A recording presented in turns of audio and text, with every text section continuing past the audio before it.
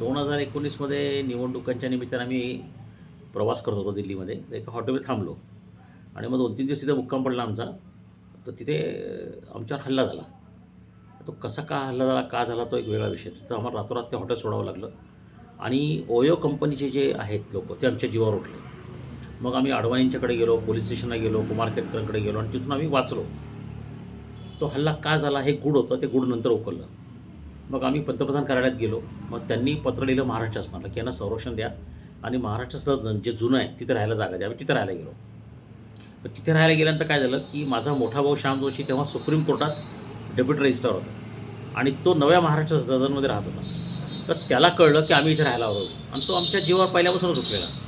तर त्यांनी काय केलं, टिळकमार्ग पोलीस स्टेशन जे आहे सदनच्या बाजूला, त्यांचे 2 पोलीस अचानक आमच्या रूममध्ये घुसवले आणि आम्हाला दहशत दाखवली की तुम्ही इथे कसे राहता, काय राहता, तुम्हाला कोणी परमिशन दिली आहे. तर त्यांना दाखवलं, मी पंतप्रधानाचं पत्र वगैरे सगळं दाखवलं. त्याने विश्वास ठरवला. ते म्हणे की बोगस लेटर आहे, तुम फ्रॉड लोक हो, अभी कभी छोडो. म्हणजे ती रात्र इतकी टेरर रात्र होती आमच्यासाठी दिल्ली. कुणी ओळखीचं म्हणजे काहीच करू शकलो नाही ना, सोबत बायको आहे, काय करणार. मग शेवटी काय झालं की कसेबसे ते लोक गेले. म्हणलं कल 11 बजे मैं आपको ओरिजिनल लेटर लाके देता हूँ, प्राइम मिनिस्टर ऑफिस से. आम्ही दुसऱ्या दिवशी प्राइम मिनिस्टर ऑफिसला गेलो. पण आदल्या रात्री काय झालं की मनीषाने रात्री 9:30-10 वाजता मोदींच्या घरी फोन केला.